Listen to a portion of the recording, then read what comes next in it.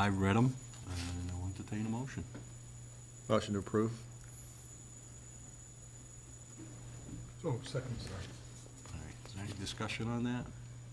All those in favor? I'll have Mike abstain. Because I was not here. You in Yep. favor? Aye. Opposed? Okay. So, Okay. thank you. Next order of business, the DPW capital requests. Thank you, Mr. Chairman. Scott Charpentier, DPW Director. So just through the chair, as a matter of record, so at your last, not your last meeting, but the meeting prior, you had, Scott came in and provided you with a very thorough and lengthy update on all of the existing or outstanding capital projects. So what he's here to do this evening is to talk about capital projects moving forward. But obviously, if anybody has any questions about anything that is ongoing, you can certainly ask him while he's here. The only other thing I want to point out is the way the handout is. I recommend if you put it on the table, it's double-sided, so we don't kill too many trees, and just flip it forward, and then you'll be able to stay right on track with him. Okay, thank you. So we'll go over the FY '23 proposed capital projects for the general fund, which is on the first summary page, as well as the sewer enterprise fund. There are no capital projects proposed for the water enterprise fund. The enterprise funds are shown on the second summary page. The first capital project we have is the roadway maintenance and improvement project. The requested funding is $454,000. As you're aware, we've discussed this many years in the past. The Chapter 90 funding is substantially inadequate to support our roadway management plan. We drive around the community every 2 years to reassess all town roadways. When we do that, every other year, we obtain additional information. All of this information is gathered through GPS collection methods and available to us on a GIS platform. Different things we've captured in the past. We've captured all of our guardrails and assessed those conditions. That was a number of years ago. Recently, we captured all of our sidewalks, our locations, the condition, wheelchair ramp presence or lack of wheelchair ramps, tactile warning strips, those bumpy strips you see at the edge of the wheelchair ramps, and curb type and condition. Generally, a curb condition kind of parallels your sidewalk, unless it's granite. We don't have a lot of granite in town. We've captured all our pavement markings in town. That's helped our annual pavement marking painting program. We have a full map of the town, and everything is accurately depicted on where it is, what it is, and our quantities. So we're scheduled for another drive around this calendar year, calendar 22, after we implement our paving program for this year. When we do that drive around, again, we'll update some additional information. Information that we're missing on our drive arounds, we don't have a sign inventory. That's something a lot of communities have. It's particular when you do that with a solar glare. You want to make sure you capture the reflective conditions of the signs, because the traffic signs need to be reflective. So in the past few years, we've had to divert some of our budget for roadway maintenance and management to drainage work. As you're aware, we get about $500,000 from Chapter 90. We have $300,000 in the operating budget, and we're here before you to discuss what's typically a $300,000 amount. Not this year; it's proposed at $454,000. This will get us about $1.2 million, $1.25. Over the past few years, we've had to divert a little more than $250,000 a year to culvert failures. A number of years ago, we had the Fisher Street culvert. That was identified as failing by Mass DOT, and we were required to either close the road or fix it. We fixed it. We had the Rice Ave culvert that had been on our radar for quite some time, and it finally failed. There was a corrugated metal pipe, bottom rotted out, the whole top fell, and then the road started falling in. Most recently, we had a 3-culvert combined project done last year. That included Davis Ave, which you saw had a plate on it and was closed for a little while, one lane. Rice Ave, Lyman Street, over by where the hot dog truck used to be. That was being overtopped frequently. There was a handmade repair done years ago, and there was another failure on Ridge Road. It's the culvert downstream of the golf course and the CSX Railroad. That road had overtopped. There was a large hole in it. We had roadway plates on that for well over a year. So all 3 culverts have been replaced. The only remaining work left is to do final paving, which we always wait for a season to get that done.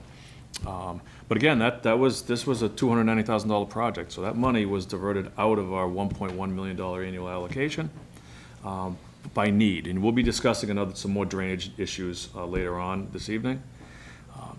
So in doing that, our PCI, our Pavement Condition Index, which was originally a 71 in 2015, has remained somewhat level. It's a 73.5 right now.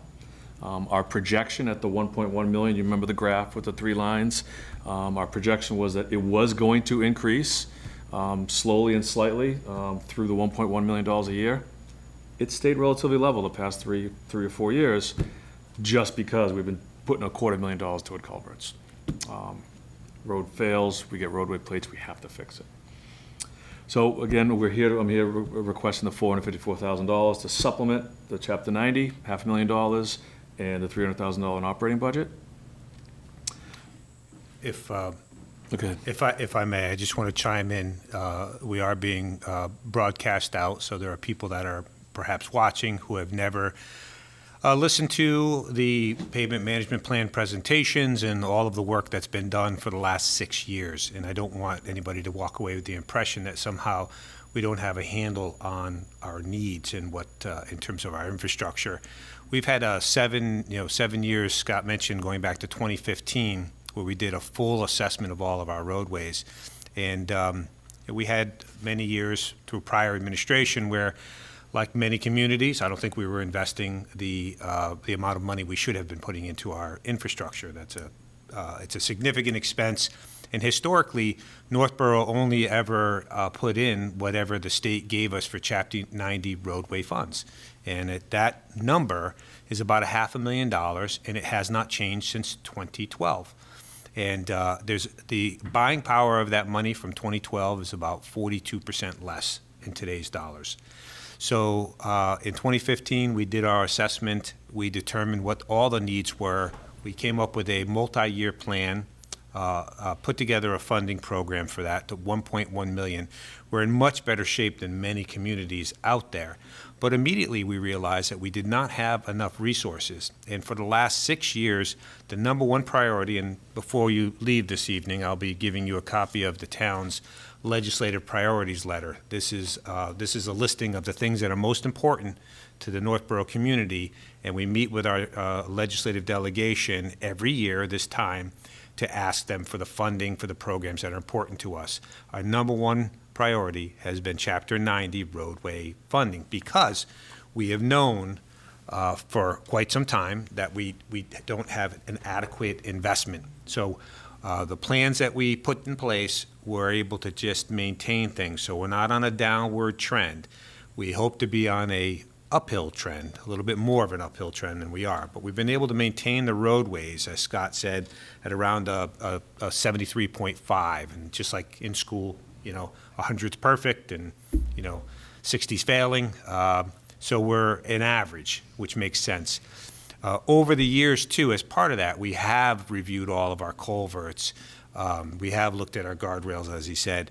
And most recently this year, as a result of the master plan that we just completed and the desire of the community for additional sidewalks, we started about a year and a half ago, almost 2 years ago, doing the same level of assessment on every sidewalk. So Scott now has every single sidewalk graded and knows the condition and what it would take to get it back to a good position. We've used these information both from the pavement management plan, but now also the culverts and the sidewalk as part of our informational lobby to our legislators so they understand exactly what the needs are. And infrastructure obviously is well beyond the borders of Northborough. And this is something that should be funded through larger tax base and resources. No community has really, or few communities, if any, have the resources to have their their infrastructure all in perfect condition. So I just wouldn't want somebody to think that, well, it sounds like a lack of planning. I guess you could say it's a lack of planning, but that lack of planning has its roots in 20 years ago or 30 years ago. Northborough, for the last 7 or so years, we've had this plan. We desperately need additional revenues in order to really make that plan move on an upward trajectory. In terms of the ask this year, you know from the previous presentations that we had a good, healthy amount of free cash this year. And so that's why we're looking to divert some more of the money. We typically do 300,000. We're looking at 454 this year, trying to make up some of the ground that we've lost by having to do some of these culvert replacements. So again, just trying to give the full picture here. This is not, a wing it on an annual basis. There's a full assessment, a comprehensive multi-year plan that has been in place for 6 years and goes out another 6 years. But it very clearly identifies a significant funding gap that arguably should be closed by the state through their Chapter 90 transportation bond. So we're making that argument. The last point that I would make here with regard to the roadway is that the governor filed a $2.4 billion supplemental. In that, he added another $100 million statewide for Chapter 90 funding. The House, unfortunately, did not take that up. There is some talk that they are contemplating increasing that funding by $100 million moving forward for fiscal 2023. Again, and I know you guys know this, but for the benefit of folks who might be listening that don't, $300 million statewide in Chapter 90 funding means about $500,000 for the town of Northborough. If it goes up to $300 million statewide, which is what the Mass Municipal Association in the town of Northborough has been asking, that would mean approximately another $300,000. That, coupled with the budget that we have in place, would put us on a solid, not a steep, but a solid uphill trend. And the MMA, the Mass Municipal Association, has actually used our documentation in part to help make their case that we know exactly what the gap is. We know exactly how the state could and should close that gap. And it really just comes down to their willingness to fund that. They've dipped their toes in that pond a couple of times. In 2015, 2016, another $100 million was released. I anticipate in 22, 23, right now, hopefully we'll see another $100 million. What we are asking for, and you'll read in the legislative priorities letter, is that needs to be known and consistent and permanent so that we can plan accordingly. And if it is, and it comes to fruition, then we'll be on a good upward trajectory. So I just want to kind of round out the discussion, because sometimes when we spend time in a meeting like this talking about the need, it's not always evident all of the planning and the assessment and the lobbying that has gone in place to identify and obtain funding to make that plan come to fruition. So I wouldn't want somebody at home sitting there thinking, well, it just sounds like you guys haven't planned well. We've planned better than most, and sometimes it's painful when you actually know exactly what your gap is, and year after year you're trying to find a way to patch that together so that you don't lose ground, in the hopes that you continue to lobby for permanent funding increases so that you can make the investments that are necessary. So I know it was maybe a little bit lengthy, and I know I'm preaching to the choir here, but again, I know that folks are watching and they don't understand the planning that's gone in place by this committee and the town for the last 8 to 10 years to get us in the position that we are right now. So, Scott, can I, just a clarifying course. question again for maybe people new.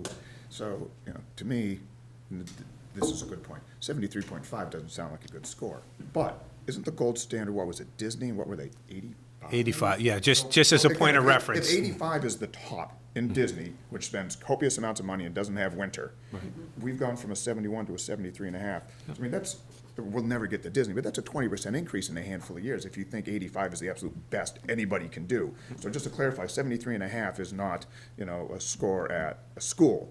This is, if you're grading, it's almost on an 85 scale to get a perfect score. So I just want to clarify that is actually, it's a good score. Yes, yeah. On a relative basis, Northborough isn't in bad shape, but like anything, when it comes to infrastructure, when Scott took over and when I took this position, you inherit what you inherit. and the planning is what it was. And we started to dig into this stuff, and it takes a couple years to get a good assessment. And then it takes a year or two to get a funding plan and get buy-in to that. And then, so that's 4 years, and then we have 6 years of actually putting that level in. So when you look at that, this is like the culmination of 10 years of good planning and good effort.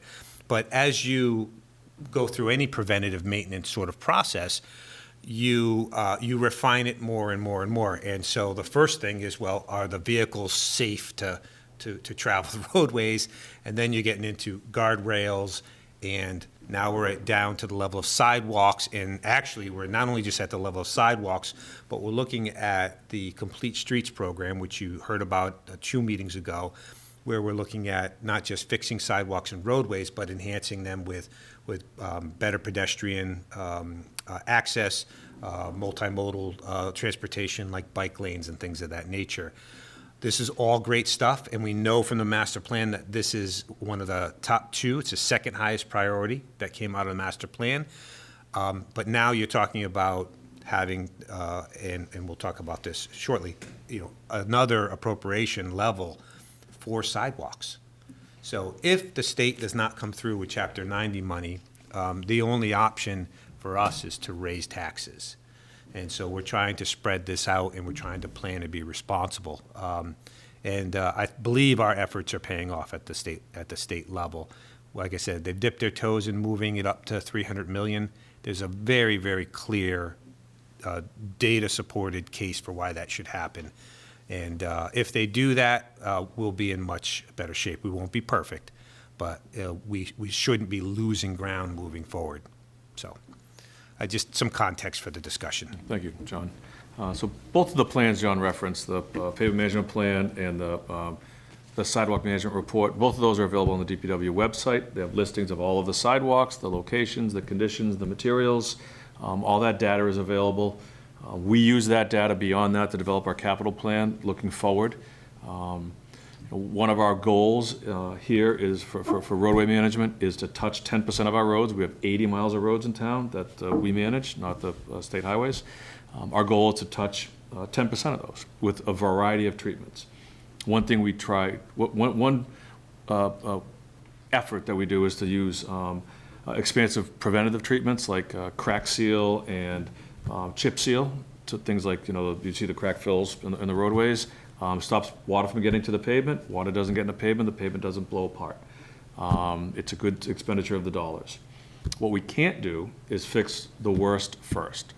So if we were to mill and overlay and shim a roadway, that can be $15 a square yard. The money goes pretty far. If you do a full reconstruction of a roadway, that's 3 or 4 times as much. So you're doing a quarter of 20% of the roadways.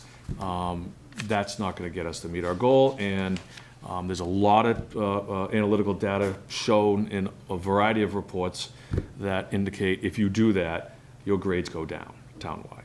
You just can't do it that way. So again, our goal is 10% of the roads. We have a program developed this year. Our contractor has been awarded, but what we're here to talk about is FY23, and the goal and expectation in FY23 when we expend these funds is also to comply with our Complete Streets policy that the Board of Selectmen adopted in February. So that's our goal and objective here is to take a more comprehensive approach in lieu of what the community wants, which is related to accessibility and sidewalks. At some point, when we put this request in the capital plan using $300,000 in free cash, that was when the state increased it. And then we lost it again, and we wanted to stay with the plan. We didn't want to lose ground. Ultimately, we should be talking about increasing the tax dollars on an annual basis that are dedicated to roadway maintenance.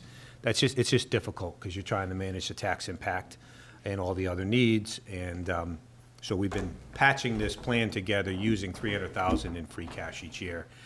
In an ideal world, that $300 would be in the budget base, and we'd be talking about maybe another $300 in free cash to really get us moving in a good positive trend. But again, we're doing better than most, and the most important thing is we know exactly where we are, and we know exactly where we'll be if the town doesn't approve this funding. We can tell you exactly what that trend looks like and where you'll be in 2, 3, 4, 5 years. So what we always try to do when we're trying to fix an overwhelming problem like infrastructure is we try to pick a middle path of let's at least stem the bleeding and not lose ground, and then try to find additional resources to get us on a good upward trend.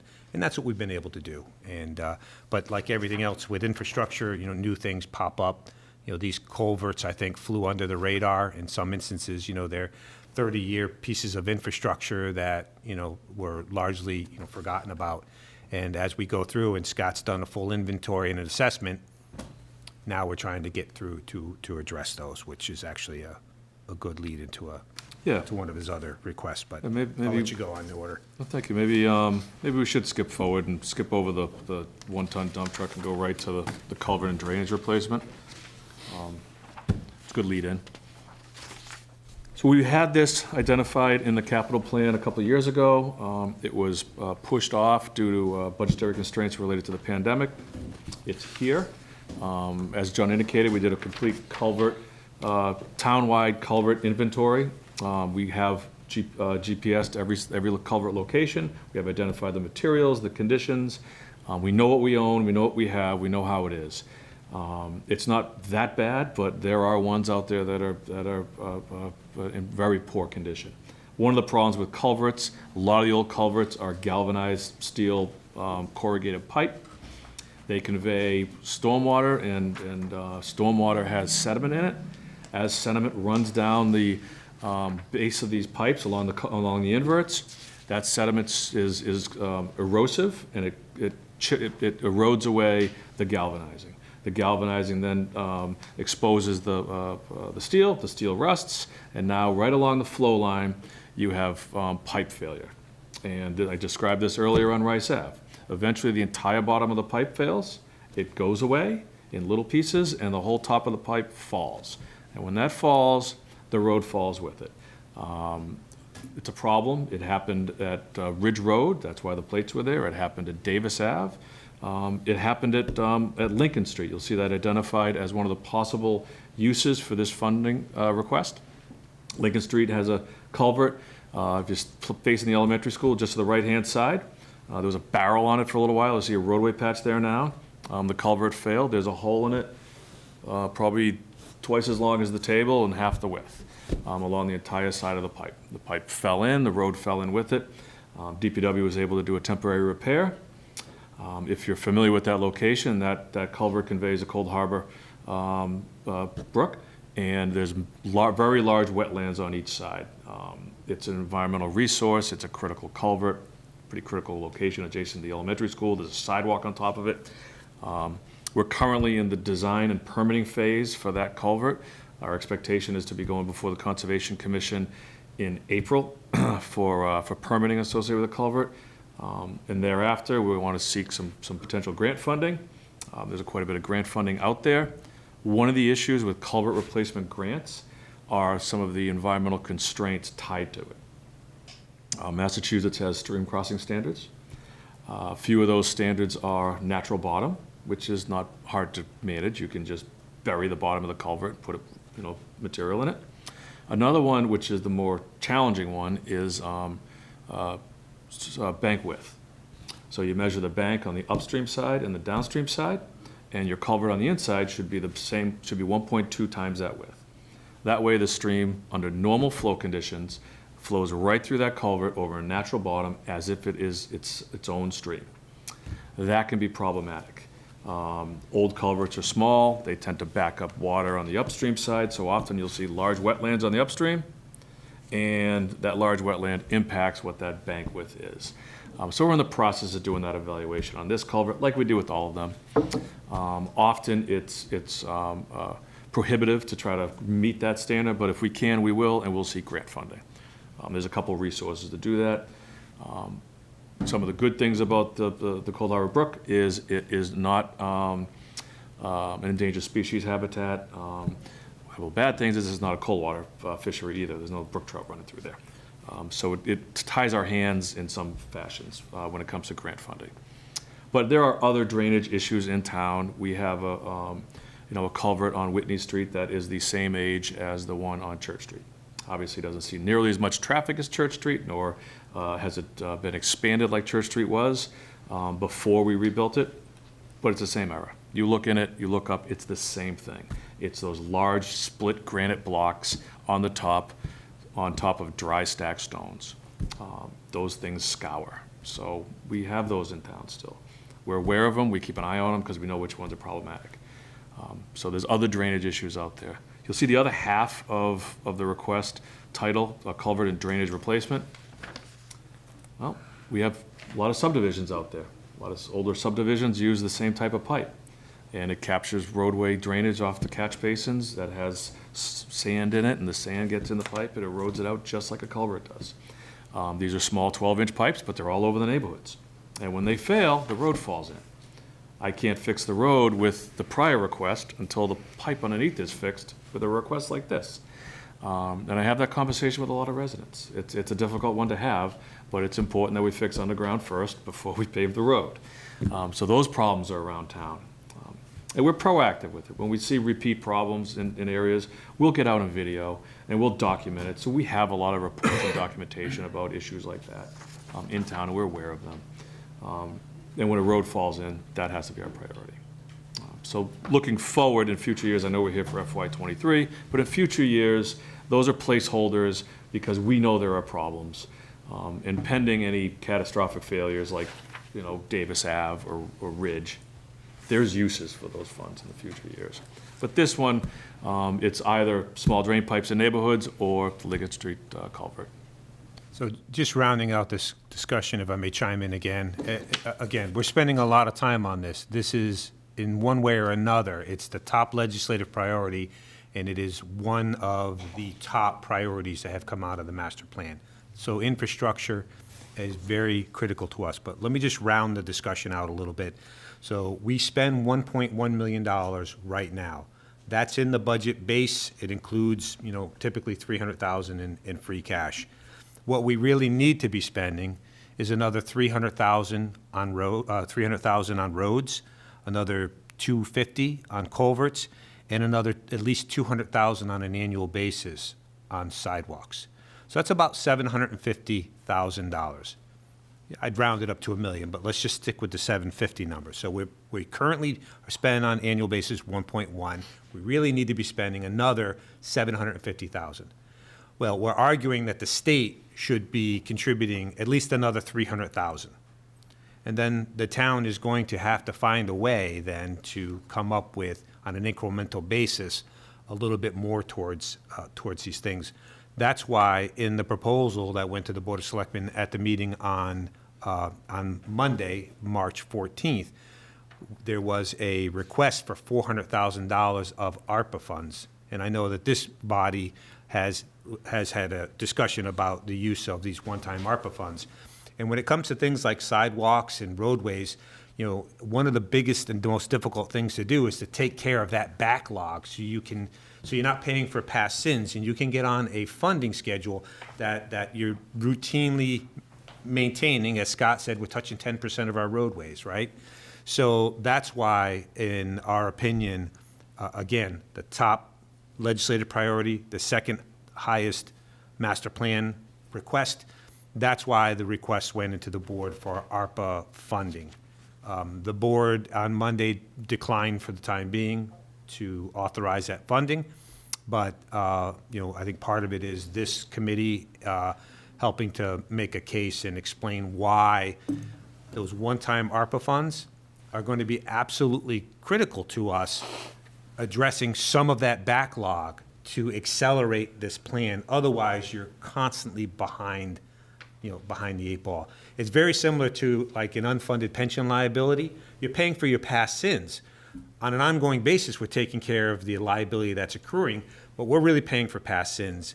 In the case of our infrastructure, on an ongoing basis, if everything was in good shape, we'd be close to taking care of, on an annual basis, what we should be doing in terms of investment. But we are paying for past sins, and those past sins are 20, 30 years old. And they're expensive. So anytime you can get an extra piece of money to put towards that backlog, like ARPA funding, arguably, that would be an excellent use. So at the meeting on March 28th, the board is going to be taking some additional comment, and so if anybody has any thoughts on that, they should plan to attend the meeting on the 28th as a committee member, as an individual, encouraging the board as to why this backlog, this investment in backlog is important. And when we put the proposal together, we focused on sidewalks, mainly because we know exactly where we are in the roadways, right? We just finished that sidewalk master plan. We have a backlog of $1.5 million of sidewalks that are in poor or fair condition. And we have $4.5 million in ARPA funding in total over 2 years. It would be an excellent and advisable use to take a good chunk of that ARPA funding to work off some of that backlog so we can get on a funding schedule. Otherwise, the alternative is, if you want to get your sidewalks and your roadways in good shape and a good plan, is we're going to need to increase tax dollars that are dedicated specifically to infrastructure. So, but we are looking at any and all grant opportunities. I think there's an opportunity for us to obtain grant funding for some culverts, potentially some road work, some sidewalks, all of that. It's really going to take a combination of all of this, including those grants, to get us on a good funding schedule across the board with regard to our infrastructure. So, as much as it's nice to take what some folks have characterized as this windfall of money, it's really not a windfall of money, number one. It's about 2% on the budget each year. And the other piece of it is, as we discussed, you want to be careful, just like using free cash or any one-time revenues, that it should be going towards one-time expenses. You can't put those monies in the operating budget and create a structural deficit, because they're only going to be here for spread out over 2 years. Capital, and in particular, critical infrastructure, according to GFOA, is the #1 use for this type of money. So, I know it was a long discussion. We're not going to take this long on every one of his requests, but this is, in my opinion, the most critical, and it is on deck as part of the discussion with the Board of Selectmen for why ARPA funding, really, some portion of ARPA funding has got to be used, in my opinion, to deal with some of the backlog here. So, thank you for your attention on that one. Thanks, Sean. Thanks, Sean. So the next few requests are all equipment and vehicle related. I don't know if there's any inquiries or commentary on the sidewalks and roadway work. So going back one page, we got the 1-ton dump truck with plow for $130,000. We have 7 of these in our fleet. Their life expectancy useful life is about 12 years. They're our primary workhorse in the department. They are the F550s, or now they're F600s you see driving around. We have, again, 7 of them. We push to get 14 years out of each one of these. So we purchase one every other year. That way, every 14 years, we're getting rid of one. Part of the request here of $130,000 is to repurpose older vehicles. What I don't want to do is buy a brand new F600 and put a patch body on it, which is a very abusive lifestyle for a truck. It's not a pleasant going. So we move the hot box to one of the older vehicles. This is the front of the fleet vehicle, and as it gets older, it works its way down the line and ends up being a patch truck. That's the last unfortunate existence for these trucks. So again, we have 7 of them. 14 years out of the workhorse at DPW is a good lifespan for any work vehicle. You'll see the number jump around a little bit.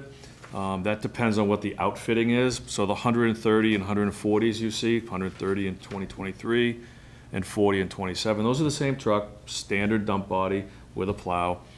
The 2025 one includes a new hot box. That hot box is a very corrosive piece of equipment. In the wintertime, it's hot all winter. You know, we keep cold patch in it.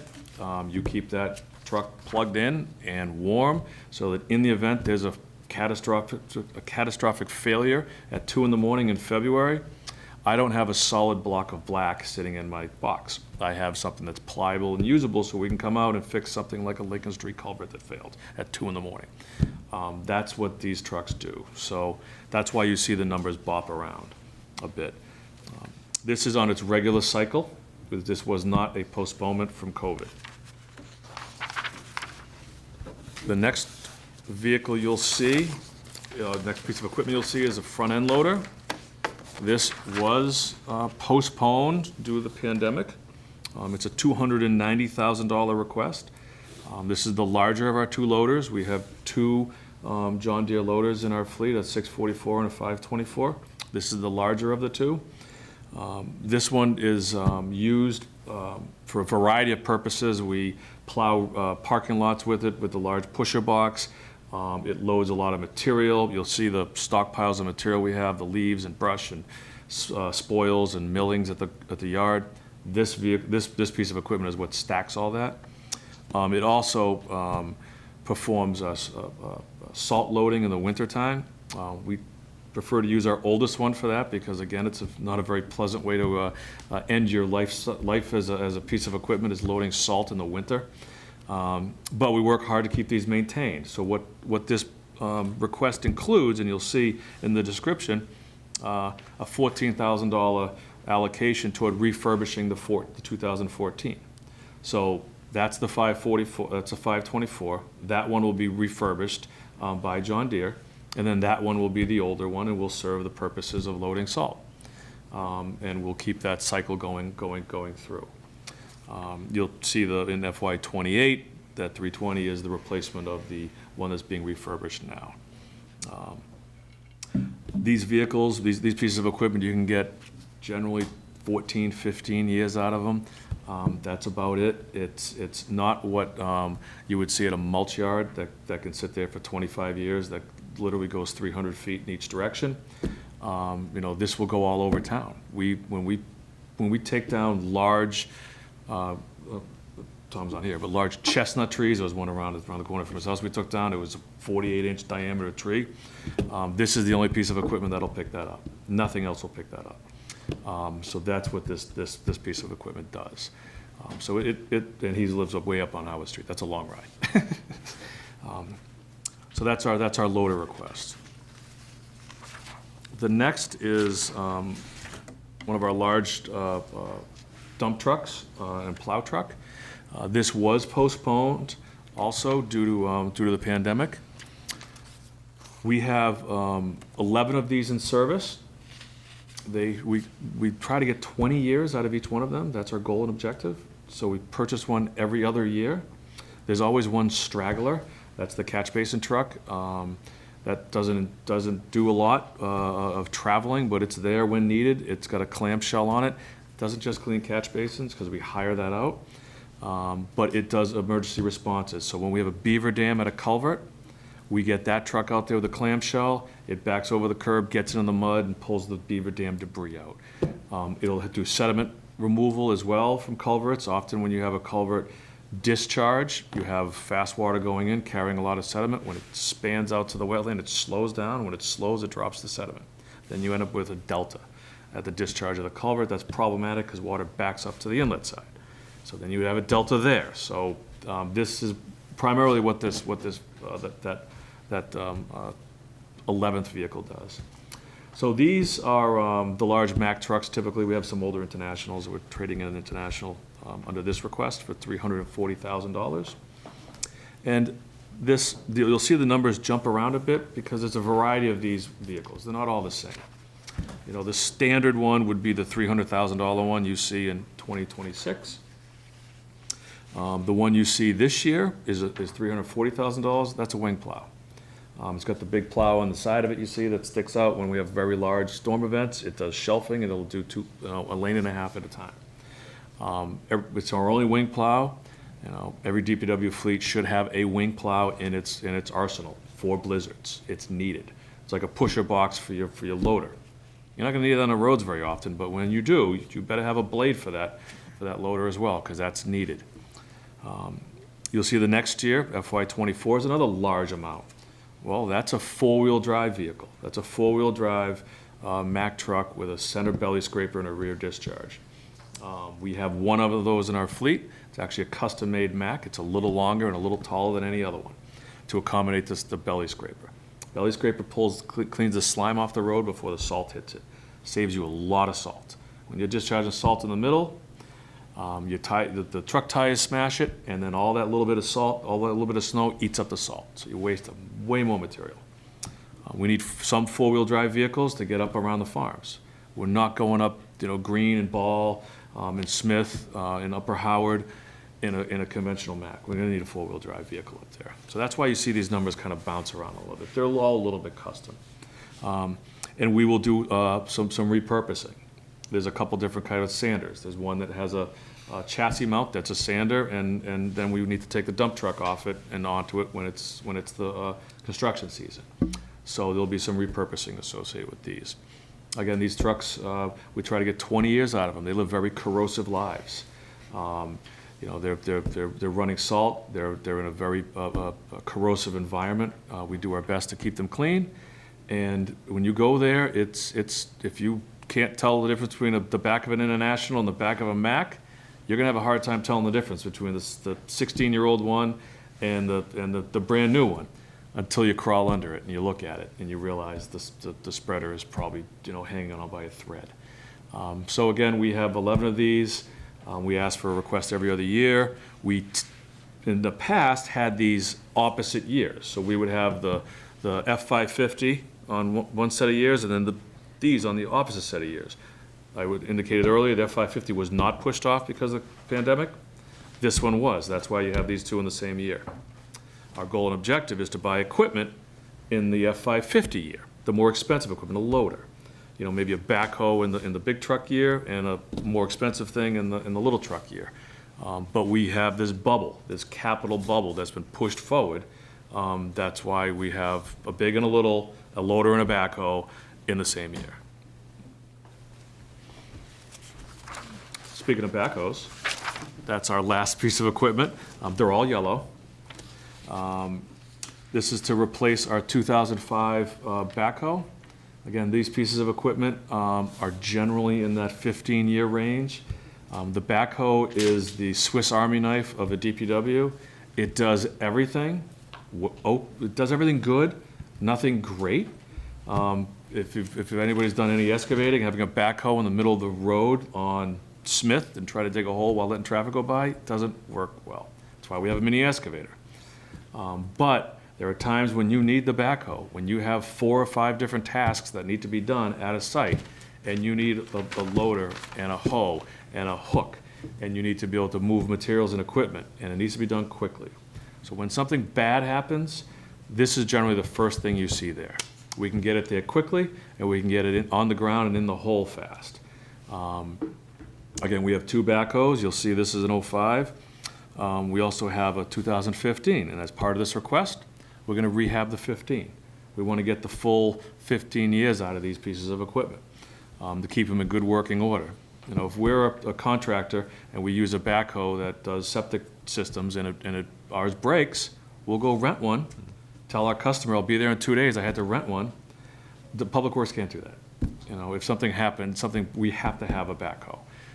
If a road fails, I can't wait for 2 days and then to fill it in because the kids can't get to school. So this request is for $195,000. You'll see our other backhoes at 2015. Doesn't appear in the schedule going forward for 6 years because we got plenty more years coming out of it. This backhoe, 17 years old by the time we get it. So one thing to kind of close out the equipment piece of this, everybody's familiar with the current environment with trying to purchase just about anything. My son was sick, I bought Pedialyte, there was 1 bottle. I went to 2 stores. Never mind equipment like this. So when you order the Mack truck, let's say, when you order our large plow truck, 12 months would be a dream for that to show up. It's generally gonna be an 18-month turnaround. Those are custom made. When you buy it, they make it for you. You don't go to the John Deere store and you pick out the backhoe on the shelf and you get it. This will be at least 9 months to get. The loader will likely be longer. There are my peers out there who have had orders canceled. I believe we may even had some in town in other departments, where you put in a PO, you order the piece of equipment, you spec it, and then 3 months later you get a letter that says, sorry, we can't get it for you. You're not gonna get it. Quotes now are good for 30 days. You know, we start this process in October with John, looking at these capital plans, and we put numbers together. And we meet 3 or 4 times, and I come before you guys a couple times, and then town meeting. It's challenging right now to purchase equipment and try to project where the number is when your vendor sends you a number and says, I need a PO in a week because the number's gonna change. So, you know, we're doing our best to manage the finances. Will one of these things where we said we're gonna use $14,000 to rehabilitate a newer piece of vehicle, will that 14 grand end up being 8? I don't know. I hope not. I hope it ends up being 16. I hope we put $5,000 back in. You know, when we buy Mack trucks years ago, we get them outfitted, we do a repurposing on another one. You know, every 2 years, I talk to our finance director, I say, yep, we got $4,800, we're putting it back in. We put it back into the free cash, John gets it in the free cash plan, and we give it back. There's no reason to spend it if the vehicle doesn't need it. I'm hoping that happens still, but I don't have a lot of confidence because I don't know where the numbers are going for the next year. So in terms of the out years, you know, every year, each department head comes into you, and you can see every project, and you've got a description in detail and a financing plan for every project that's being contemplated by the department in the next 6 years. So what you see as you look at the plan in the out years is mostly the repetition of the regular equipment replacement. Scott says you got a truck last 20 years, you got 11 of them, you know, you're doing one roughly every other year. This year, we do have a little bit of a bunching up because of the postponement of the capital investments due to COVID. We took that money and we used it to deal with the pandemic. So we delayed some of that investment. So right now, under the fiscal 2023 plan, we're looking at 1.7 roughly in equipment and infrastructure investment from the DPW. And as you look at the out years, it's mostly equipment that's being replicated. There's a couple of other potential projects at Memorial Field and a dog park that's being designed or will be designed with an appropriation from the CPC at this year's annual town meeting. So there's things like that out there. The only project, and Scott can talk about any of these in any detail that you would like, but the only other project I really want him to talk about right now is the DPW garage tight tank. Because one of the things that we're trying to do here, you know, as you look at these equipment replacements, and then every so often you've got an expense that isn't like one of these equipment pieces. And that's a $400,000 expense. And at your last meeting, I'll note that it's one of the projects that we proposed. It's scheduled for fiscal 2024, which is not the upcoming fiscal year, which is 23. It's for the year after. But the idea was, you know, you always have more needs than you have funding. And so the concept that we were looking at was, you know, we can take out a couple of these one-time, they're not recurring equipment replaces. Well, you can take one of those out of that 6-year plan. You just free up capacity to do any other capital projects that come forward. So we had proposed that $400,000 for this tight tank project to be funded potentially with ARPA funding. That was also one of the projects that the board decided to not move forward with on Monday. So it doesn't mean they're not going to, but they did not choose to appropriate ARPA funding for that.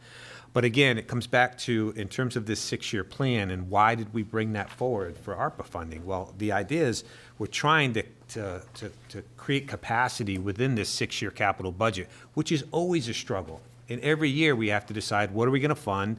What can we postpone? What can we get grants for? And so you always have more needs than you have available resources. We've done an excellent job of making sure that every department gets what it absolutely needs, not necessarily what they would like to preferably, ideally have. So again, using ARPA funding to knock out a $400,000 project would be great. In all likelihood, if we don't use ARPA funding, in all likelihood, we would probably have to finance that project with debt. Because we don't, on an annual basis, generate enough available funds to be able to do all the equipment replacements and then also do a big project like a $400,000 tight tank. So maybe just briefly, I know we're going, you've got a long agenda tonight, but just briefly what that project consists of, Scott. So our, Before we get to that, just Yes. on the backhoe one, you have 2 fiscal year 23s. okay. Just might want to fix that. Oh, okay. Thank That's you. Scott's version. Yes. When I'm done, it won't be there. Only one backhoe, but 2 years. Thank you. So, our sanitary sewer system that runs along Main Street terminates at Sammy's. That's the last service. Highway garage and police station are further down. The highway garage is served for the sanitary sewer by a septic system. Large septic system, but a septic system. So, like I indicated earlier about our salt trucks, we wash them. We wash them after every use, well, after every storm. We use them all, 6 to 10 times during a storm. But after every use, we wash them. We wash them indoors, so the wash water is captured. It goes into our floor drains. Those floor drains then go to our leach field. That's pretty high salinity water running into our leaching field. That's not that's not good housekeeping in accordance with Mass DEP.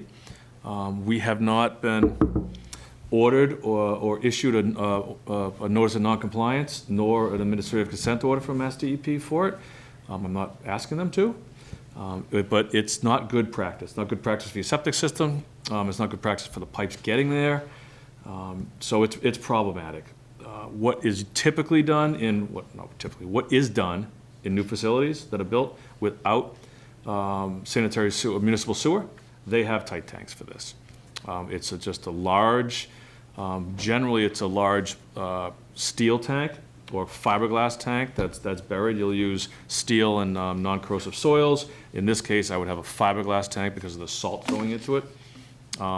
So you divert those floor drains to a tight tank. We have our mechanic bay that has floor drains as well. Those floor drains, they can't discharge to the surface water. That's a pretty caustic environment in a mechanic's bay. Those discharge to a oil water separator and then goes to the leach field. Oil water separator catches floatables and settleables. So all the solids settle to the bottom, the grit and stuff when you're in the mechanic's bay, and the oils float to the top, so the oils don't go to the septic system. Anything soluble goes to the septic system. VOCs end up, in your oil water separator and they go out your vent. So this project includes 2 tight tanks, one for the mechanics bay where the material coming out is very low volume, but it can be pretty nasty. And the other tight tank is larger for the wash bay, for the wash drain, and that's a less caustic material, but it's certainly corrosive. So the 2 tight tanks would be located, if you're familiar with the highway garage, there's like a little angle in the back where we have some tanks by where the dumpsters are. That's a potential expansion area, so if we ever do need to have a wash bay, that could be there, so it would be just beyond that, essentially where the 2 roll-off dumpsters are. If you've ever been through Take It or Leave It or Hazardous Waste Day, those dumpsters are big blue, everybody sees them. That's where the tanks would be. We performed a stormwater pollution prevention plan back in 2017 for compliance with the MS4 stormwater permitting through EPA. Part of that is a good housekeeping for the facility. That's where this was identified as a need. It's been in the capital plan as a need. Unfortunately, as John indicated, the bubble it has to get pushed forward when the finances don't allow accommodating everything. So it's a project that was presented to the selectmen as part of the ARPA funds. It's been in the capital plan for a while. It still appears in the capital plan. So just kind of to close out the general fund piece, there were three projects that were pushed off because of the pandemic. There was the drainage for $300,000. There was the loader for $290,000. And there was the large plow truck, dump truck for $340,000. So just shy of $1 million worth of capital pushed off from the pandemic lying here in FY '23. The only other capital item we have for FY '23 will be on the second page. It's under the two enterprise funds. This would be the sewer enterprise fund. You'll see a request for $360,000 for inflow and infiltration mitigation. So I'll give you a brief description. I'll try to make it quick. Inflow and infiltration is groundwater or stormwater getting to the sewer system. EPA and Mass DEP mandated us, as with every single municipal sewer system, to do an I&I, infiltration and inflow, elimination plan. So we submitted the plan, it got approved by DEP. 15 years, we're gonna video inspect every single pipe in town and every manhole and do flow isolation to determine where clean water is getting into our sewers. Inflow and I&I elimination is critical for this community for a couple reasons. One, we don't have our own treatment plant. So everything we have goes to Marlboro. The concentration of sewage varies greatly depending on how much sewage versus how much stormwater is in there. That fluctuation isn't good for the treatment plant, and it's not good for our pump stations. The more important reason for this community to eliminate our I&I is every gallon of stormwater and groundwater we stop from getting in is another gallon of capacity we have. We discharge, let's say, 500,000 gallons a day to Marlboro. Through this plan, we're hoping to stop over 50,000 gallons a day of water getting into the system. That's 50,000 gallons of capacity. That's development. Developers look for a few things, obviously land, and then they need water and sewer. So we got plenty of water. The MWA will sell us all we want to buy. Sewage, we have capacity limitations with the city of Marlboro and the EPA. Eliminating gallons complies with DEP, complies with EPA, and gets us more capacity, which provides us a more desirable, developable outcome for people coming into town. So that's how we get it. Again, the goal and objective is to eliminate upwards of 50,000 gallons a day of I&I for FY '23.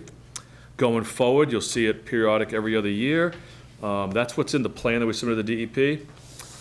As you go forward, it gets harder and harder to eliminate. We did the I&I plan to capture the areas that were thought to be problematic first. High groundwater, old pipes, pump stations that seem to be working wicked hard when it rains. So we captured those as the first I&I program. This is the second one, and as we go forward, it's going to go from gushers to drippers. But we still have to do it going forward. So you'll spend just as much money just doing less. So this is a critical year. It's mandated by Mass DEP. We're already committed to doing it, but it's a good economic investment for the town, and this would be paid for out of the sewer enterprise fund, retained earnings, the fund balance. It's been part of the rate study. It's developed in there, and it's part of the consideration. It's been that way for quite some time. And those are all of the capital requests for FY '23. Scott, question. On your equipment, your rolling stock, approximately how much of your maintenance spend is done by the town staff versus outsourced to other? Okay, that's a specialists? good question, John. Approximately. We budget a little over $80,000 a year for equipment maintenance in-house. Generally, we'll farm out about a quarter of that. It can fluctuate greatly when you have an engine failure. Like one of the trucks recently that we had purchased, the repurpose was a big number because we swapped an engine. We had just replaced an engine on an older chassis, and I'm not going to trade in an old chassis with a brand new, V10 in it. So the mechanic wasn't happy about that, but he swapped engines. It extended the life. Snow season is much more problematic because when things break, we can't necessarily sit it on the shelf. If we have a blizzard and 2 trucks go down, we got to send the bad one out because I can't have the mechanic working 2 weeks on those trucks because there's another storm coming. So in the wintertime, it fluctuates greatly, but generally, somewhere in the quarter range, we farm out. We have a heavy equipment mechanic on, full-time heavy equipment and mechanic on He'll staff. replace turbos, differentials, he does top ends, when it's a calibration issue or chasing an electrical ghost, you're better off just sending it out because I don't want him spending a week working on an electrical ghost in a plow truck. He's got chains to replace, he's got things that need to be done. Thank you. For anybody who has a piece of equipment, doesn't understand what an electrical ghost is. I have a question, Scott. Yes, Bill? On the inflow and infiltration, I guess it's one question, 2 parts.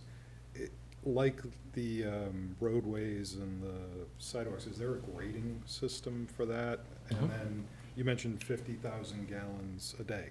Sounds great, but is that good? Could it be better? Like, what's the benchmark? Our system is in good shape. It's not that old. Some of the older communities have clay tile pipe. We don't.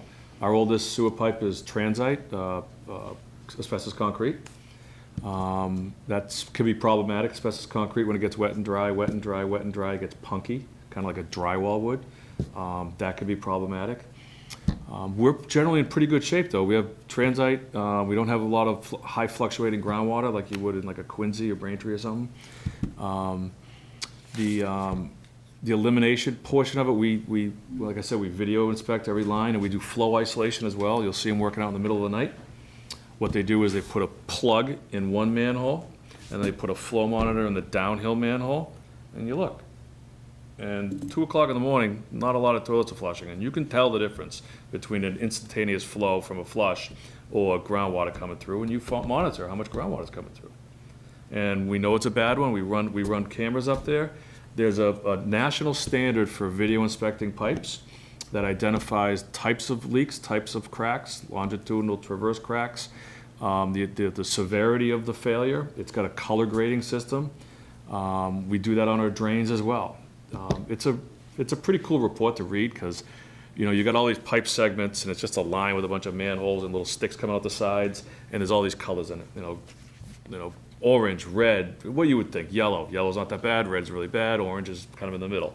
And we have every single pipe videoed over the 15 years. So we have all those reports.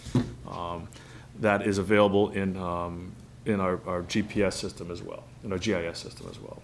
So it's a massive amount of data.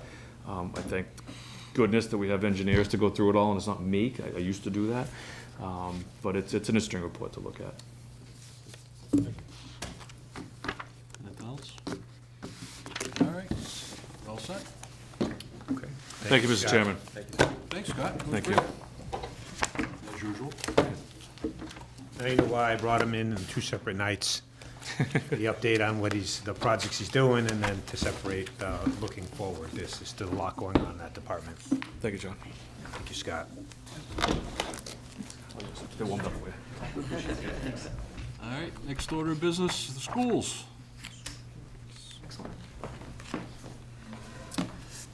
Welcome. Thank you.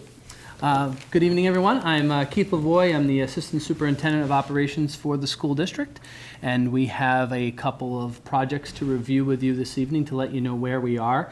Some are more exciting than others. Certainly, Scott was mesmerizing with a lot of the stuff he has, and I hope to provide the same level of detail for you so you get a good picture of where we are. So the 3 projects that we're going to review, there are 2 at Algonquin Regional High School. One is very exciting and the other not so much. The athletic complex, we're really looking forward to full renovation to the athletic complex and give you an idea of where we are now in that process. The next project is the redundant hot water heater, which has been a deemed a priority, part of our capital plan, and we are working closely with John and the town administrator in Southborough to work on the details of getting that moved forward to a procurement process. And the last is to discuss the Proctor School. We have drainage and roof issues at Proctor that we are addressing. Some of them are low-hanging fruit, and some of them are higher up, and I'll be sharing more of the higher-up ones with you this evening. So we're going to get right into it with the Algonquin Athletic Complex. The district contracted with Gale Associates to complete a schematic design for a new athletic complex.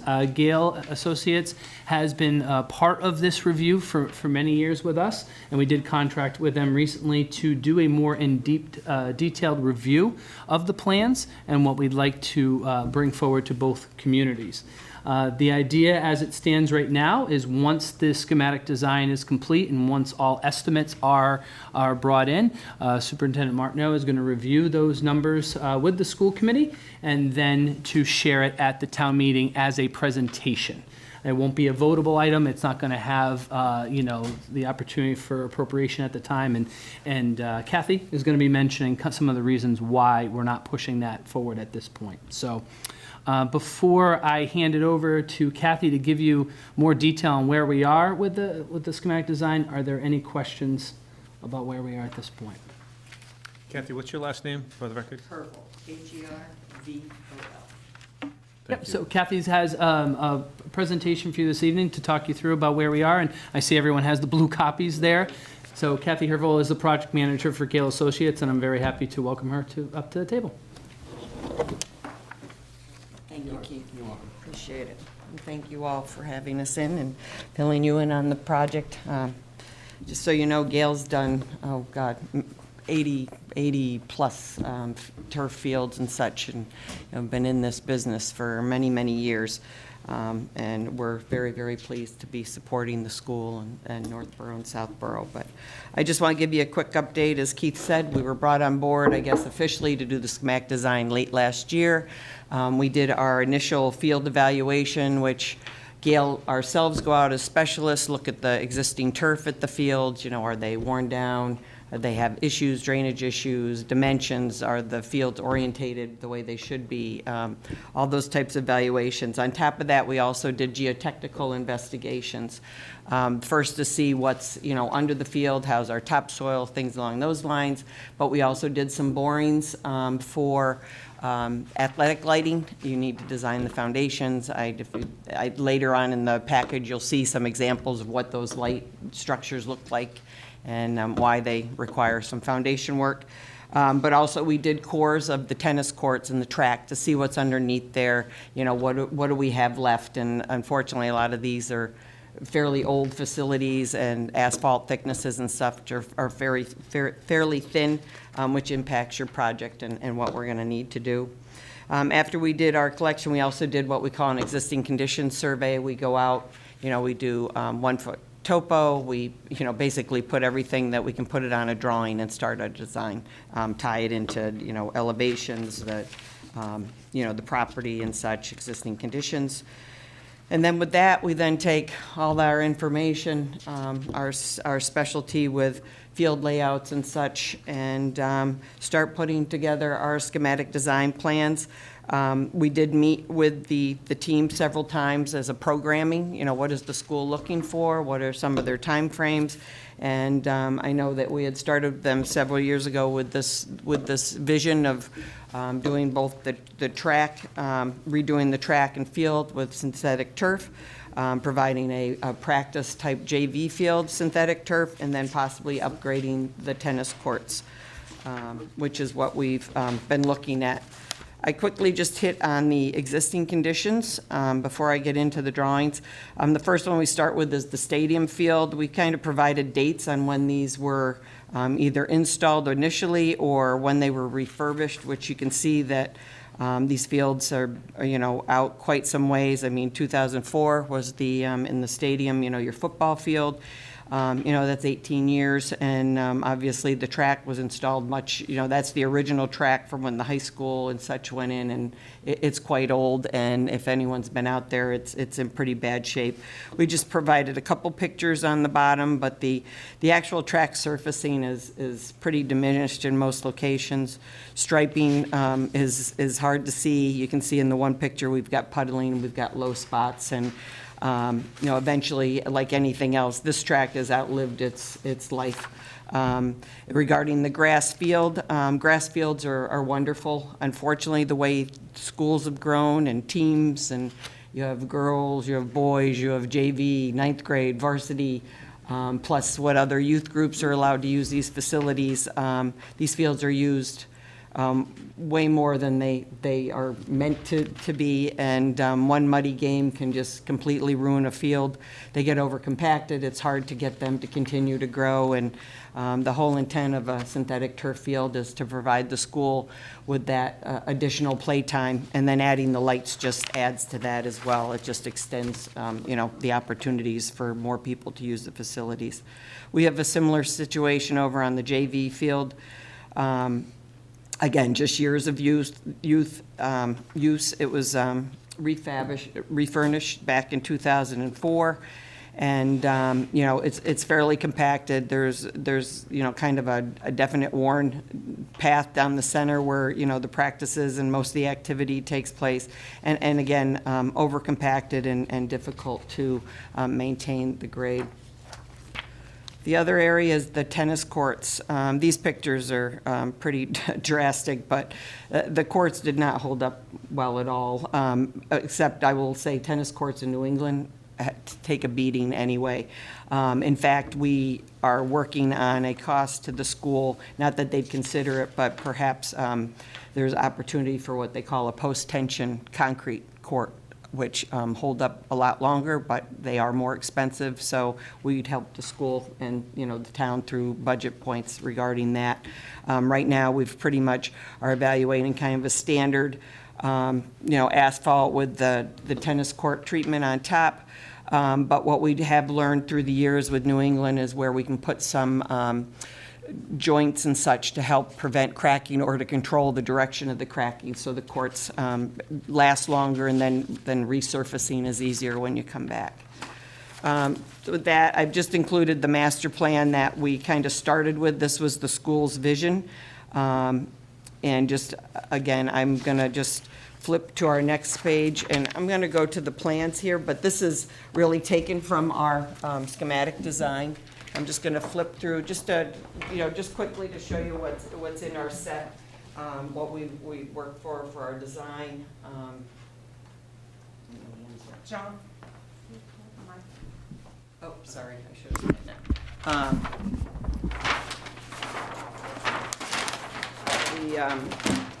that. This is our existing conditions. Like I said, our survey is quite large. We've got 20-some acres or so that, are covered and whatever. But again, this is everything that's out there, including the irrigation lines, all of that obviously are part of construction, things we have to consider that have to be removed and taken care of. I'm going to just flip these. These are just more or less a larger scale of the existing conditions at each of the different areas of play. For the tennis court. I should have had these separated, but. And then we get into, this is pretty much an overall of what we're proposing. Again, put on our base plans. I'm going to skip to the next one, which is the blow up of the stadium field, just to chat about that one a little bit. What we're proposing right now is, as I said, the track is in really poor shape. It's very old. And also the old track had what we call a radius. It had a radius of 104 on the edges, on what they call, this is a D area. It looks like a D. This radius was at 104, and what it did is it limits the width of your playing fields within the track. So you can see like this is the soccer line. You can see that the field is very close to the track. What we prefer and what they like to see is like a 10-foot safety run out is what they call it. So some kid with the soccer doesn't fall onto the track, and this is things that advance. I would say 95% of the tracks that were built, between then and like now, within the last 10 years, before the last 10 years, were all built this way. Then, of course, lacrosse and soccer and those sports got very popular, and those fields are wider than a football field, which is why we're proposing to take this to a 109-foot radius. What it does is it provides us a little more space. We'd like to go probably even more if we could, but we have wetlands and a very steep slope over here, so we've tried to kind of massage it between, existing conditions and the entryway and such on this side, and what we could push the track to pick up that space and just give the school the flexibility of the larger playing fields and such. And what you see on your chart for this field, we kind of list what size. These are, the high school standards for fields and such. Like I said, for soccer, football, and you can see the dimensions. They can fluctuate a little bit, but these are the regulation fields. Obviously the school puts in a facility like this, they want to be able to host, top events and such. So, we want to make sure we give you meet those requirements. So it's still going to remain a 6-lane track, like I said, because we are limited 6-lane track. We're also proposing, like I said, a synthetic turf field, striped for football, and we're also soccer, lacrosse, and potentially field hockey. We will work out logistics with final design on, what lines are permanent, what lines aren't. We're also proposing with this a new grandstand and press box. The existing grandstand is in pretty poor shape. It doesn't meet a lot of ADA requirements that they need to today, handicap, things along those lines. So we would be bringing not just the grandstands, but also all the access roads, make sure everything is in ADA compliant and such, which is what we're required. Then, obviously tie it in and do what we need to do to just make it fit within the existing campus. The next one would, like I said, the JV field, very similar, but this obviously doesn't have the track. But we are proposing synthetic turf. Again, multi-sport, so you can get various sports, can use it, practice games and such. Meets all the criteria as far as the game sizes or the field sizes. And again, right now we're showing athletic lightings. One of the things we're working out is do we just run the conduit and have it ready for athletic lighting, or again, some of that comes down to budget, and a lot of times we work that into the bid process as alternates and things like that. If the budget comes in good, we throw it in the base bid, and if it ends up, we want to have something where we don't think, we think we're really close, we'll list it as an alternate, and it can be removed. But both of these fields, we're providing new fencing. We have safety netting that's, required, especially with lacrosse goals, lacrosse balls hurt. So we have safety netting, especially around the track. You don't want someone on the track while they're doing lacrosse practice, things along those lines. So, Question? Sure. Portable bleachers, are those the ones that collapse, or what is that? These do not. These are, they're about 50 seaters, and they don't come on wheels, but we call them portable because the bottom line is when you put in a permanent bleacher, the state plumbing code requires you to have so many restrooms. So although these are not on wheels, you could still move them. We give you yes, so we give you the concrete pad they sit on. You could move them if you have an event. The school could move them to where they would want. But the intent is that we don't, tie it to the restroom requirements. They move them with Scott's new backhoe. That's right. Yes. Whatever else, but, so I think, that's really that.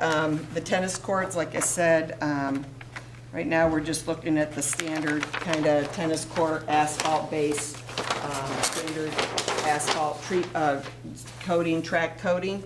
And like I said, we talked about some of the saw cut lines and the joints that, again, we have found are successful to minimize cracking.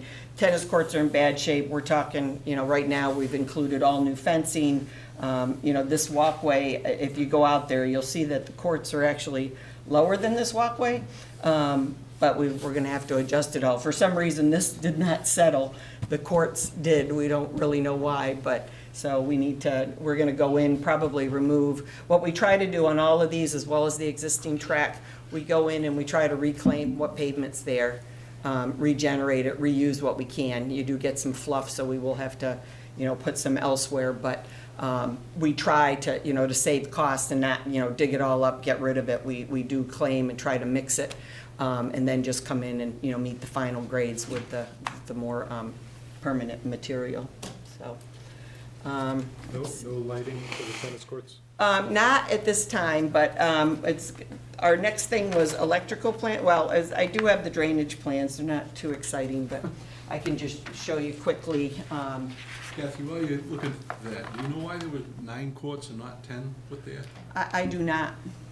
Believe it's the roadway that goes around. Oh, it could have been, it just didn't fit and where they had it, yeah.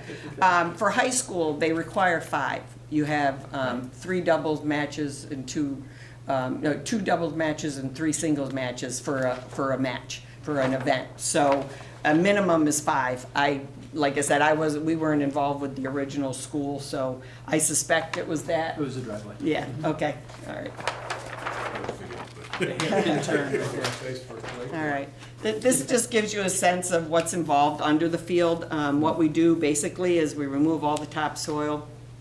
Then we come back in with a stone layer. The field is completely surrounded by a concrete curb. It almost acts like a detention basin. So any water that falls on it, hits the surface, drains through that stone quickly, which is why they're dry when it's raining.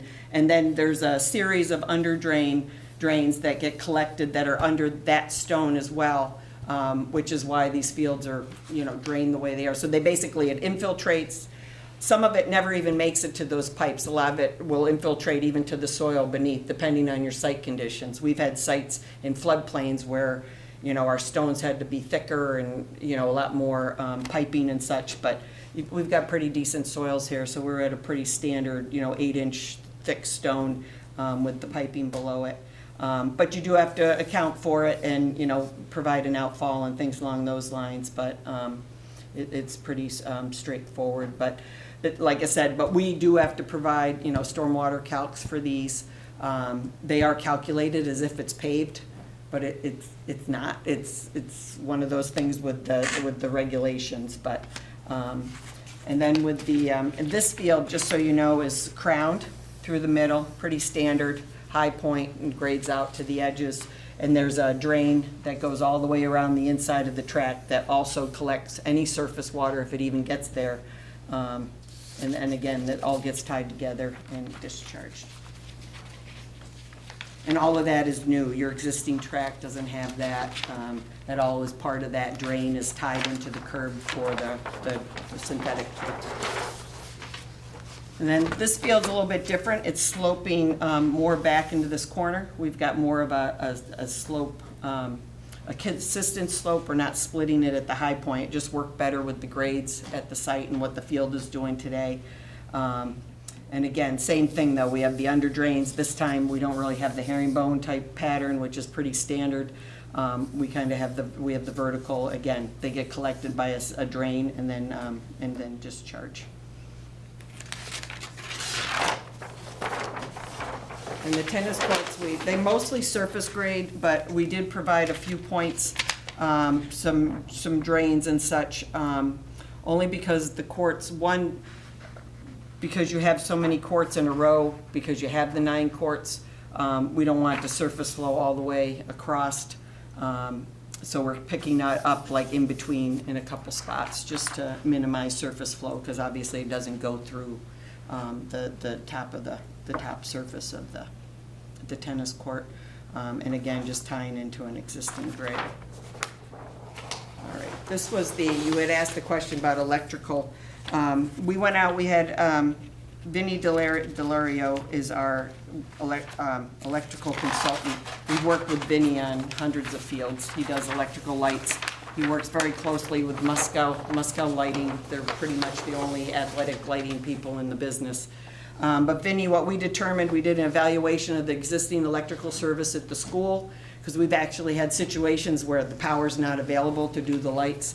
The school, actually, we confirmed the school has way more electrical capacity than it needs. So what we're gonna do is run from the main electrical room in the back of the school. We're gonna run out to the, they call it the McDonald House, the amenities building. They have pretty much a whole open electrical room. It's basically empty. We're gonna put the control panels for all the lights at that point, bring in the service from the building, and then disperse it to the fields, the different fields. And what we've also done, we've made sure when we run that line from the main building, we're gonna make sure we have capacity and, you know, a panel provided, space provided for future tennis lighting if it were to be desired. And also, they've requested that we provide for the baseball field. So the service, this line coming this way for these lights can run, easily be extended. But we made sure it doesn't cost a lot now to just bump the conduit, you know, a little bit larger at this time. And then the high school, you know, as the future grows, they, you know, trying to keep everyone happy and get the lights out there. You know, kids love to play in the night games, and Is, so, is the Musco what we did at Melican? Yes, it is. yeah. They pretty much, they're, I can't say, we've never done any other ones, and we probably wouldn't. And unfortunately, you know, they're not cheap, but they're the best. And what's great with the Musco Lighting, they have this monitoring system.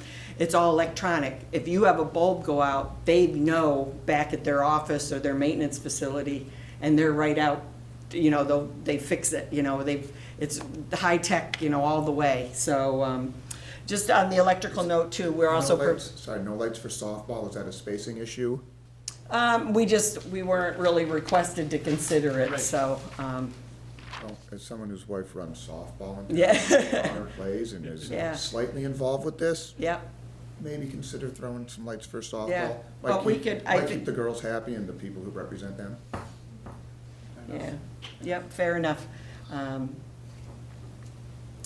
Like I said, also the electrical, we are, you know, running service over to the press box as well, as like I said, the lights. Basically, it's just standard 4 lights. In your packet, I just included a couple pictures of the, you know, kind of some of our standard, some of the fields we had done with the lights, just to give you a sense of what they look like at night and such. We don't really have a lot of neighbors here. A lot of our jobs, you know, we're building them right next to someone's neighborhood, and it's very critical that the lights don't impact people. You know, the old lights used to shine across the field, you know, right into someone's, you know, living room. Now the technology, you know, the poles are higher, but the lights shine down. So it's amazing how quick the cutoff line is, you know, once you, you know, walk away from the field.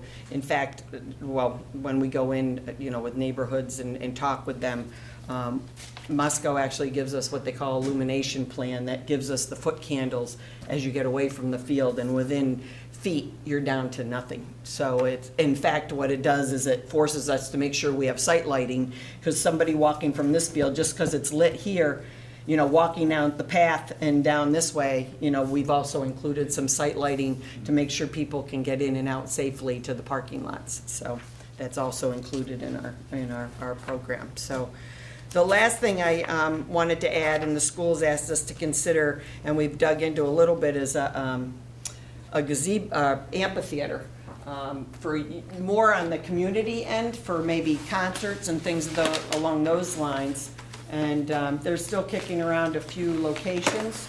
We have it shown on the one plan, a couple of these spots where we're looking to put it, but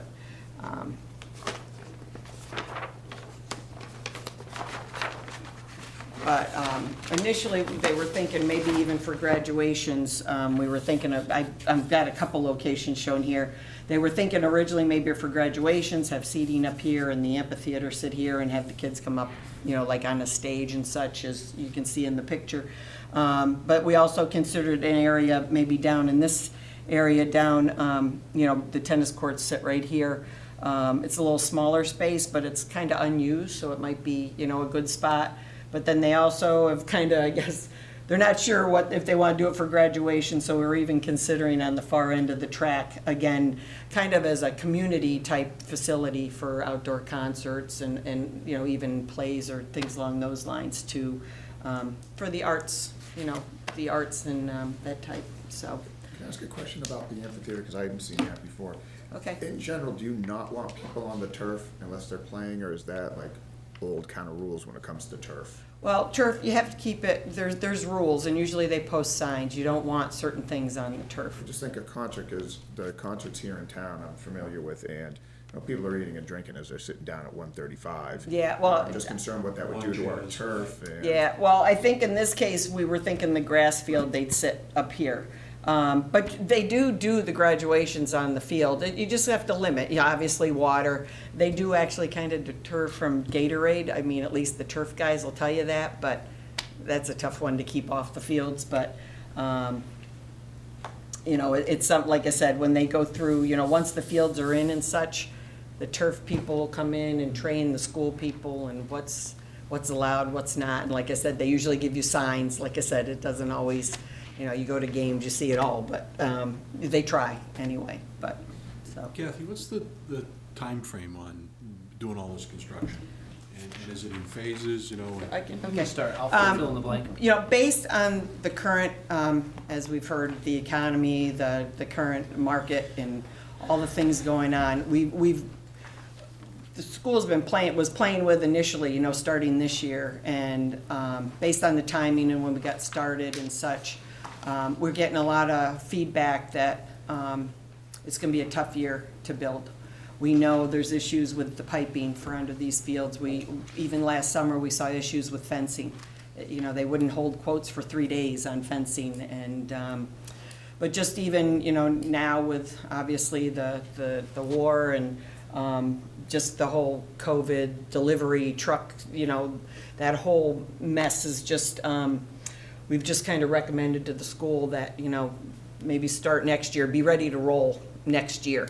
Just give it a little time to kind of pan out. I mean, we do have jobs this summer, and so far, the bids have come in pretty close to our estimates, actually under our estimates, but right now with the school, we've recommended like a 25% contingency because we just don't know. And as we advance our design, every step we take, and as numbers get finalized, that contingency does come down. But in recent circumstances, we've kept it like even at 20% because there's just kind of that unknown. And how long will it take to complete the project? This, Start to finish? well, one field, like the track and field, it can be done in a summer. You can do 2 fields in the summer. The tennis courts, we may trickle into the fall, but you can probably do it in like 8 months. Obviously, we usually have these all geared up, start as soon as the fields are available, as soon as the games are done, and as soon as the contractor, a lot of times it's like as soon as graduation's over, the contractor's sitting there with his truck, and graduation's going on, because they know they got a very short window, and it's always, the goal is to get it done for, the summer, and most of them do it. And if you trickle into the fall, sometimes it happens, but definitely like the track and that. And then obviously, of course, you're limited to, like with the track and the tennis courts, obviously you can't do it in too cold the weather because you're paving and things like that. So that limits it. And the track surfacing and the tennis surfacing is pretty sensitive, material. So you got to have pretty prime conditions because if you get it in right, it stays right. It just... So, but, it probably, I'm thinking this one, if they do it all at once, 8 months or so. But we're also, I know they're also considering potential phasing as well. Again, things get tied to funding and stuff, so. But, yep. Thank you. Are there any more questions for Kathy? I have a question, just Sure. in terms of the process, Keith. How is this being envisioned? Is this schools using stabilization fund that they're going to establish, E&D contributions? Would this be a debt excluded project? How is this being contemplated? Those are the things where we wanted to make sure we get a good, accurate number of where we are, and through Kathy's work, that's where we are now. We're really looking to see what that number would be, and then talking to Superintendent Martineau, then investigating all those options that you listed. And any others that become available are all on the table still.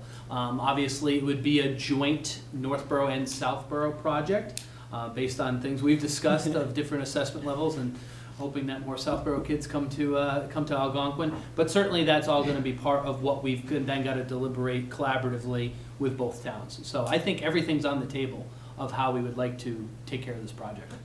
Okay, just, so at some point, someone will create a critical path Yes. timeline with the process and the estimated time cycles. Correct. Obviously, if it's a debt exclusion, that would require a ballot vote as well, in addition to town meeting action. And so now you're into May, and just trying to think of logistically how the contractors would get the work done in the summer. And this is obviously somebody else's worry. Yeah, no. But I was just curious if there was a timeline, as we're talking about, potentially next year, bringing something forward. All that stuff is going to be very critical. Yeah, it definitely will. So I think our real goal through, Kathy's hard work this winter and getting lucky with some weather, we were able to do the detailed review of the space we wanted to really get to that firm number. I think what we're planning on is to do a similar presentation, Kathy coming to both town meetings this spring in a similar fashion, and provide, the scope of the job, where we are, and then that will be the catalyst for then moving forward, at a more, particular rate. But I agree with you, John. I think that clear plan of how this is going to have to be funded is going to be detailed as a collaboration between the towns. And I'm just curious too, in terms of the, this is a schematic design. When you get into full design development, construction documents, how long is that period? We could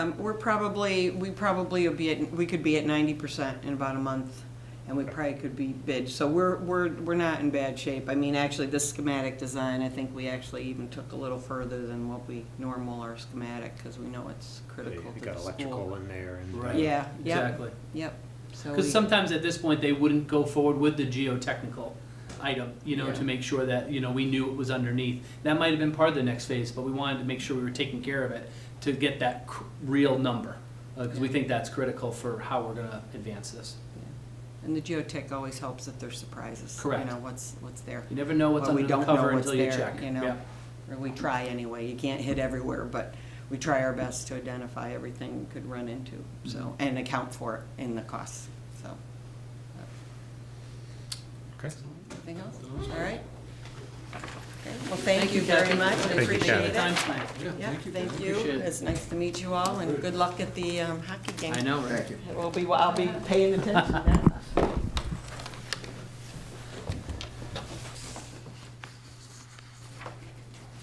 Excellent. Thank you, Kathy. Thank you.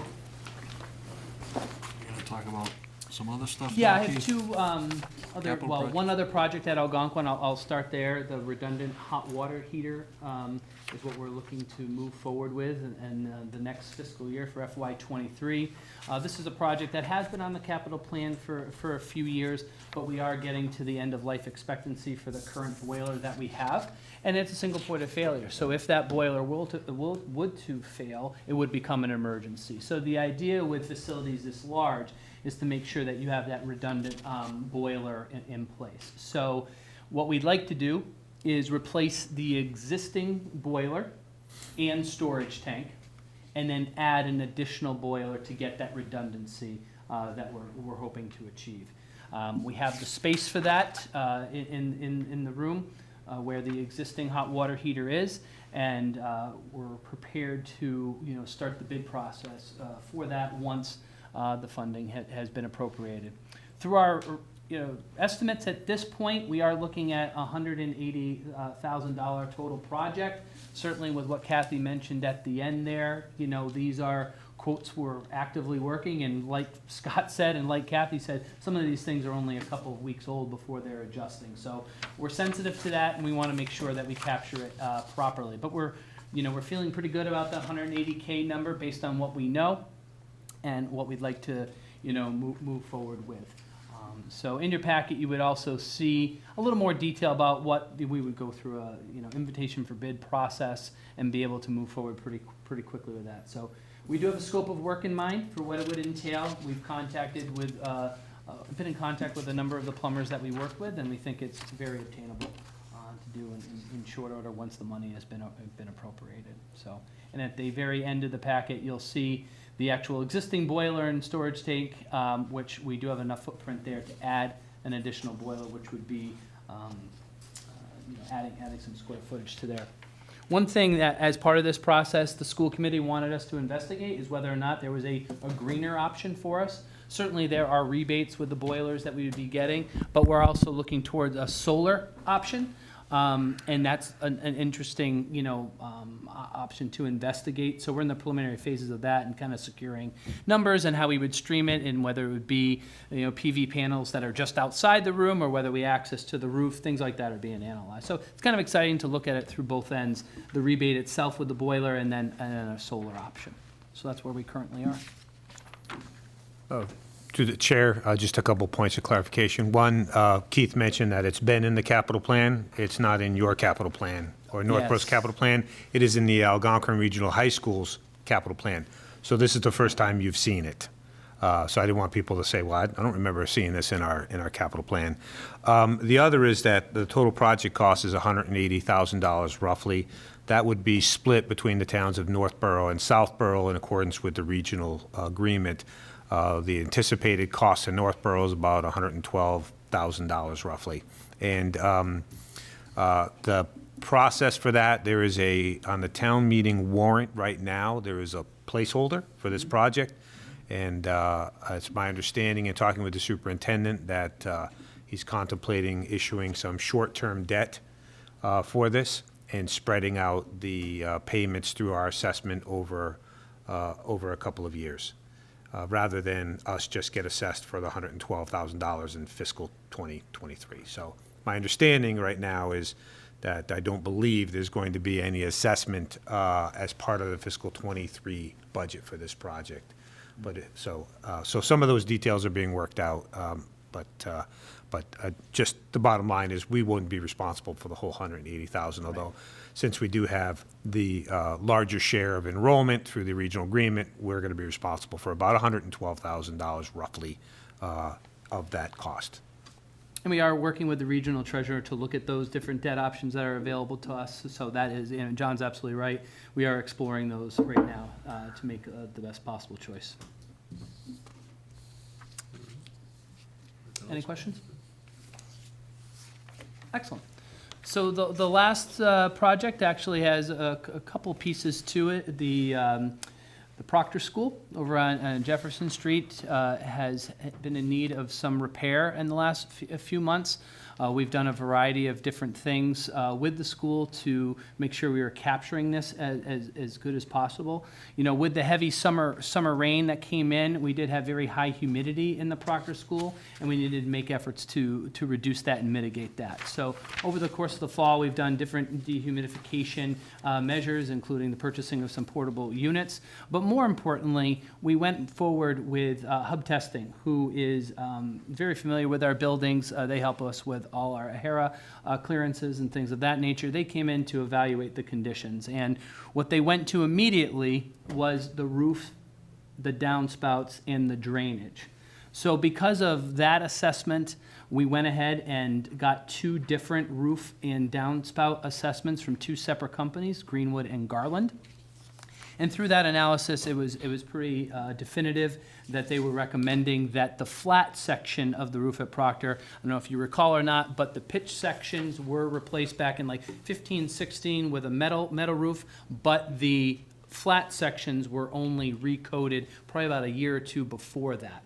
And so the flat section is the one that we're looking to have replaced. So in conversations with John and the superintendent, the flat portion of the roof, we did put in a statement of interest to MSBA. We're in the process of doing that right now. It's actually due next Friday. So we will be putting that into the Massachusetts School Building Authority for an accelerated repair program. And we hope to hear back on their decision within a couple of months to then decide how we are going to move forward with that project. Through the estimates of the report, we are looking at that being a $1.6 million project from beginning to end. But like we've been mentioning, what those estimates will look like in 6 to 8 months could be different. So that's where we are with the roof side. What is actually a little more interesting is around the drainage and the downspout, which I can talk about. Before I go on to that, are there any questions about the roof, its condition, or where we are now, or does it all make sense? Do you want anything, We John? can, for the committee's information, I'll forward along a copy of the roof assessment that gives you all the more detail. I would also share that at Monday's Board of Selectmen meeting, one of the proposals was to release ARPA funding for this phase, the $38,000, just to get the drains and the immediate ponding on the roof addressed. The roof will still need to be replaced at somewhere between $1.5 and $1.6 million. So the board did go authorize the release of those funds, so the school department can immediately move forward to make these improvements to the drains. Ultimately, within the capital improvement plan will be a roof project. We are holding there's a placeholder for fiscal 2024, so next fiscal year for the full project. We are anticipating using $880,000 in ARPA funding for that share. That was the plan that was presented to the board. Whether or not they agree with that and ultimately decide to do that remains to be seen. If they choose not to, then clearly this would be a project that we would have to issue debt for, go through the whole bonding process, and be in a situation where we're paying debt service. So that's why this was another one of those big projects that we were looking to try to clear out of the queue so that we create more capacity to do everything else. And I think one of the important points that I tried to make at the board meeting on Monday is that you have all of these capital needs that sometimes people don't get excited about truck replacements or roof replacements. You know, they're not exciting and sexy, okay? I get that. But they're absolutely necessary and as critical as anything else that you might be contemplating. And if funding is used to take care of these things, you create capacity to do things that you don't have to do, but you might like to do. If you take these one-time ARPA funds and you use them on things that you would like to do, that's okay, but these needs don't go away. And rather than paying as you go for this, as we try to do to the extent possible, this will create, through the issuance of debt and the required payment of the debt service for the principal and interest, it will create pressure on the operating budget because it will divert, $100,000 in this case, potentially to debt service. So it's important just to keep that in mind. But at this point, the immediate repairs can take place. We'll wait to hear from MSBA. No matter what, if MSBA approves this project, I hope this committee would support the roof replacement. We need to protect our assets, and whether it be through one-time funding using ARPA, preferably, or it's the issuance of debt, that will be something that we would need to take up for the upcoming fiscal year. So, again, I would also share, and Keith can elaborate on this potentially here, we did apply for the Z School roof to MSBA's Accelerated Repair Program, and unfortunately, they declined to collaborate with us on that particular project due to the age of the roof. Proctor, on the other hand, qualifies. Yep. And one of the things I've been saying is, as the ARPA funds make their way through the state level, and all of these infrastructure bills and potential supplemental budgets that are coming through the legislature open up, MSBA is anticipated to receive additional funding. And if they do, it means they're going to be able to get further down that list of projects. So it's really important that we get in that queue so that if the funding becomes available, we have a much better chance of getting our project funded. And again, this isn't small money. This is $800,000 to $900,000 of grant funding to get this project done. And we have, if we're desperate and we don't have a choice and we have to move forward, we've made that choice in the past. If you recall the Lincoln Street roof, despite the fact that we were contemplating a complete renovation addition project on that, the roof couldn't wait. And we were trying to get MSBA to partner with us, and they wouldn't. And ultimately, we went to town meeting with an article that said, we are authorized for the full price if MSBA doesn't approve it. And it actually was helpful to me, because when we went back to MSBA, we were showing, listen, this is how serious this is. We're going to move forward with or without you. We can't wait, but it would be a shame if you didn't partner with us. And I think that helped us to get their grant support. And so that project, that roof for Lincoln, ultimately MSBA partnered with us on. So we're anticipating a reimbursement rate of anywhere from 45 to 48% potentially. So you generally don't want to move forward with a school building project or a roof or a significant repair without their participation. So with these repairs that have already been authorized and paid for, this is not going to go into town meeting. You don't need to take a vote on it. It's already a done deal. That will allow the schools to hold the line while we wait to hear from MSBA. Yeah, and that's very well put by John. And this drainage and downspout project that we've been just recently authorized to do is really exciting. We are actually going to go out for a request for quote on that starting tomorrow, so all the documentation's been prepared. So we are expecting to get that completed, hopefully, by the end of school this spring to mitigate any further damage. But what we've discovered through these evaluations with some scoping of the downspouts and drains is that we just had 2 drains that were compromised where we had crushed pipe, and those are 2 locations that have to be repaired. But fortunately, the other 19 are leaching properly, which we weren't expecting, which is a good thing.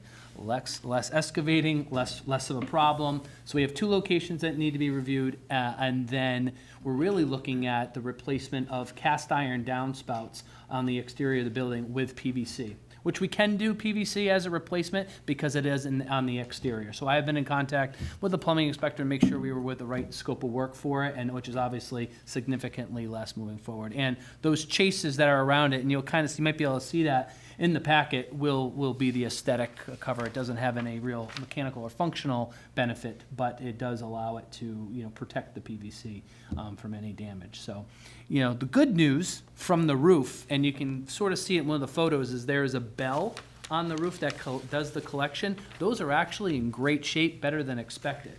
Where we're compromised is from that point down and then out to the leaching areas, and that's what, with the appropriation of those ARPA funds of $38,000, which we're estimating, we're going to be able to take care of from the ground all the way up to those bells, which is pretty exciting to mitigate some of the future damage. And then we can look at the roof, which is next in the queue. And like John said, absolutely, that MSBA statement of interest will be submitted by next week, and we'll cross our fingers and hope it comes through with their approval in the next couple of months. So that's our plan. Any questions, guys? No. Excellent. Well, thank you for the opportunity. I appreciate it. Thanks, And Mike, Keith. again, good luck this weekend. All right, take care. Thanks for coming in, Keith. My pleasure.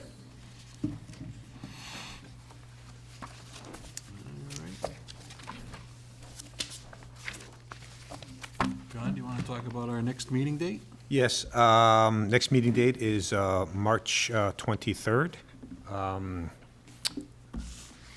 don't think Linda didn't include the schedule for that.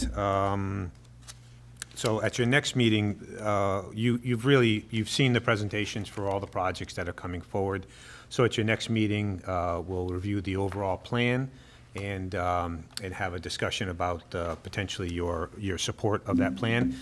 As we move forward, every project that we are proposing, all of the 1.7 in DPW projects, as well as the 165,000 for the 3 cruiser replacements, all of those under the current proposal would be funded with available funds, existing free cash. So there's no additional tax impact.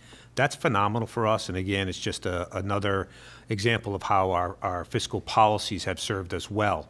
So that free cash, and we had a good amount of free cash, which meant we were able to deal with some of the backlog.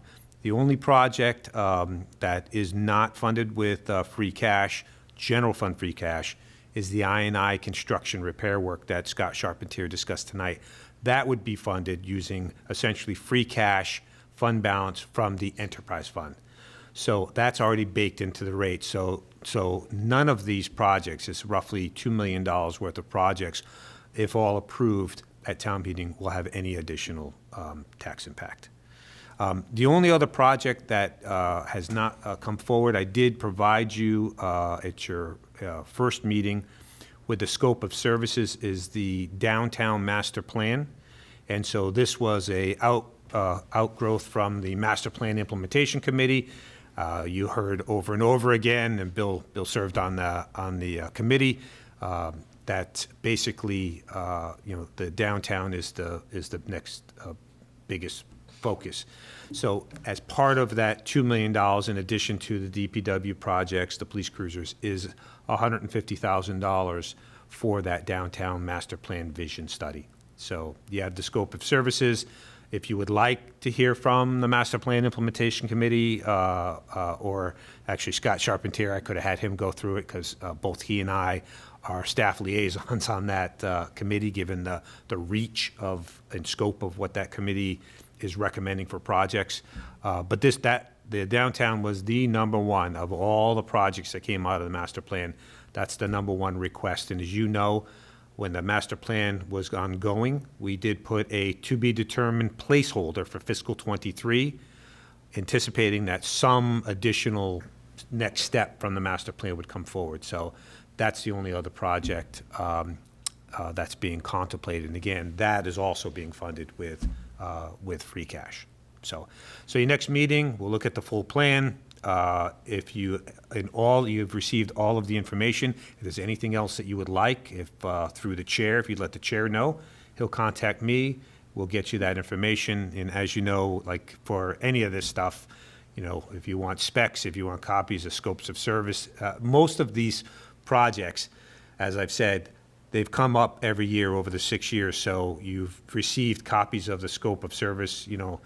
For instance, we talk about the dam removal project that's coming up next year. You have all of the engineering plans. You have all of the dam studies and stuff in the past. But if anybody would like another copy or a refresher on any of the information you've received in the past, just let me know. We're happy to get that to you. And again, I will make a note to send you the Proctor roof, the updated. You've received one in the past, but they have a Proctor roof assessment from December that I will send to you. So the only other thing, unless anybody has any questions about your next meeting. Mr. Chairman, question. Were we supposed to have a discussion on elections about a week or two ago? We were, Reorg. a reorg. We were supposed to do it. One of the members wasn't here, so we didn't want to elect him without him being here. However, It's not on your agenda for this evening. I'm happy to place it on your agenda for your next meeting. was my question. That would be fine. Again, it's a housekeeping matter. If somebody had a burning desire to take over as chair, I guess we'll find out at your next meeting. But generally, we like to do that with everybody here, particularly if there's a sitting officer who may or may not want to be reappointed. So I will put that on your agenda for your next meeting. So. And I wasn't here because we had playoff games in practice. Sorry, I don't control that schedule. The good news is our meetings are being broadcast and they're being recorded. So the meeting that you missed last week, Mike, with the discussion for police and fire, you can go back and review that. I'll just share with you that all those projects that you've heard about them for multiple years. It is worth noting, last week you did have a presentation by the fire chief and he has the $400,000 ambulance to be paid for out of the ambulance revolving fund. He also presented information regarding a $800,000 engine replacement. That $800,000 engine replacement was contemplated being funded, again, with ARPA funds. That proposal went forward to the board. They have not chosen to take that up yet. Again, as we look out over the next couple of years, and this was part of the discussion at the Selectmen's meeting on Monday, is we have this backlog of capital projects that we need to get caught up on.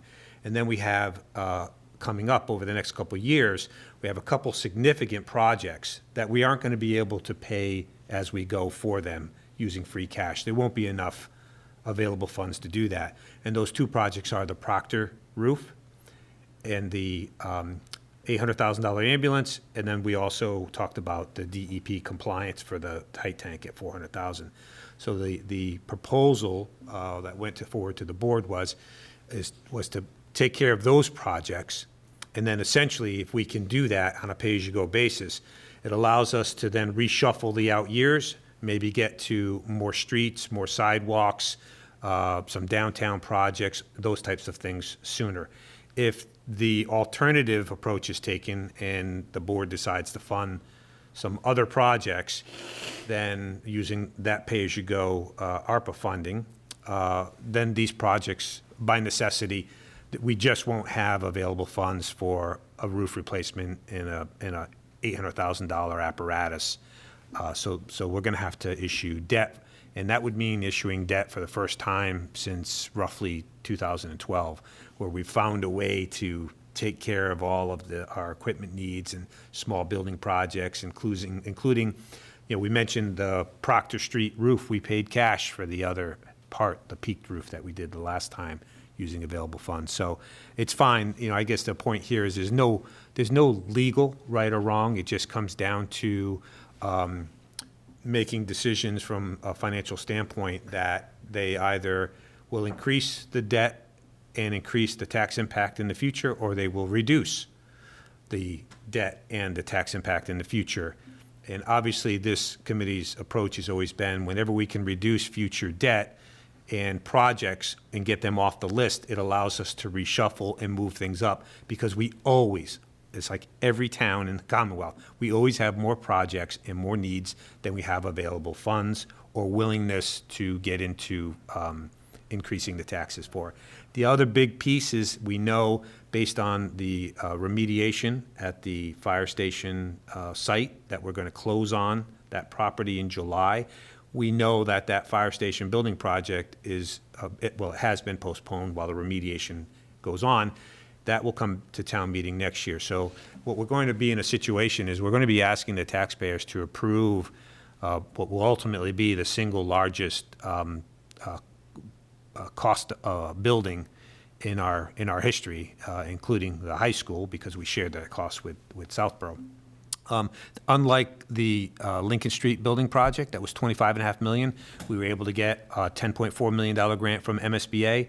There is no existing building assistance program for fire stations, so that project is somewhere north of $16 million. It's going to have a significant tax impact, and so the idea is we want to try to create that capacity and willingness on the part of the taxpayers that we're taking care of things in every way we can, so that we're not stacking up that building, plus we're doing the Proctor Street roof, plus we're doing an $800,000 fire engine, plus we're doing a DEP compliance improvement at the garage. So that's the context behind why, what the proposal was that went forward to the board for their consideration on Monday. We have a lot of people that are interested. There's a buzz out there that there's this big windfall of money from ARPA, and there are obviously people have a lot of ideas about how you might want to use that. So before we get into wish list things, it's always important. My job, the staff's job, and this committee's job is to frame up the needs, the real unavoidable needs. You have to do this Proctor Street roof. You don't have a choice. That fire apparatus will be 20 years old. It's at the end of its useful life. You can't have it breaking down on its way to a fire. You have to do that. DEP garage, you have to do that compliance. we're not in compliance right now with the regulations. And we've been lucky. One of the things DEP has, sniffed around, and we've said, it's in the plan. And like, okay, well, needs to get taken care of, or, they might get, even more interested in that project. So that's the reason why those went forward. And unfortunately, at Monday's meeting, there was some characterization that somehow, one person was responsible for this plan. And again, this is coming from people that don't understand and haven't been involved in these boards and committees for any amount of time. They don't understand the years of planning that go into the capital project approach. And so, part of it is just trying to make sure that people are educated. We've got new members of the board that have never served on a board or committee either, and so they're not really familiar with the details of this. There is a genuine, desire to listen to what people want, and I'm always in favor of that.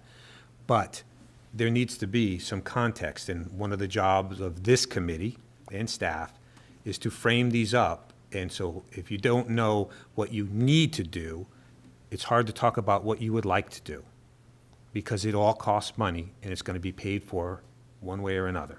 So, anyway, so we can have a discussion that's not on your agenda tonight about ARPA at your next meeting. I do have for you an updated, this is the updated presentation that I made on Monday. It is also available. That meeting did go to midnight, so if you would like to tune in, it was at the end of the meeting, but you can see that discussion if you would like. But this body may wish to chime in on the thoughts of how the ARPA funding could be spent. And again, we're only talking about, of the 4.5 million, we're assuming it'll be used in fiscal 23 and fiscal 24. The plan and the approach that I just discussed, and that you've heard from the department heads on with regard to Proctor and the DEP compliance and the fire engine, that's for fiscal 2023. There are no designs on fiscal 2024, on fiscal 2024, other than potentially the Proctor Street roof. So that one is 2024. I misspoke for a second there. So again, there's still, in my opinion, there's capacity here for us to do what needs to be done and to do what we would like to do. But as we heard through the 18-month master plan, what the community wants to do is downtown and sidewalks. So that's why those two things were brought forward. So we did an 18-month outreach, focus groups, surveys about what it is that people want to see, what their priorities are for the community. We just hot off the press, we just finished that. And so those plans need to inform the decisions about what do we use these ARPA funds for. And context, so anybody else who wants to do anything else, I guess it goes like this, in my view of the process, is it's important that the boards and committees and the staff frame these issues up for the policy-making boards and committees. Otherwise, if you just put out there, everybody come to the next meeting and tell me how you'd like to spend $4.5 million, there's a good chance that a number of those people won't even know about the Proctor roof. They won't know about the DE compliance. They won't know or understand that there's an $800,000 apparatus that's 20 years old and needs to be replaced. And so part of it is making sure, as with any decision about town finances, that it's made from a position of understanding and information. And from there, you can have discussions, because there is capacity to do other things with this funding. But, you should take care of, arguably, in my opinion, the base things that have to be done, and then talk about what you would like to do if you have that capacity. So, anyway, we can discuss this in more detail at your next meeting. The only other piece of information I'll distribute to you tonight, and it has some great stuff in here. This is our updated legislative priorities list, where we talk about the Chapter 90 funding, as well as state aid in general. I'm not going to go through this. You can read it. It's nothing that you need to approve or take a position on, but essentially, if you read particularly the number one priority of Chapter 90, it rounds out the discussion that we had tonight and puts the chart and the actual facts and figures about why this is such a critical need for us, and why we need those additional funds from the legislature. That's all I have for you this evening. But I'm certainly happy to answer any questions that you may have regarding the legislative. By the way, that legislative priorities list has been approved by the board. It was signed by the chairman and went out in the mail. On March 28th, the board is going to be taking some form of public comment regarding ARPA. Hasn't really been decided.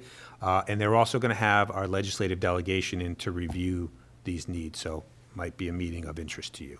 So, You guys got anything else? Good. No? On to take, motion to adjourn? Move to adjourn? Second. All those in favor of adjournment? Aye. Opposed? We are adjourned.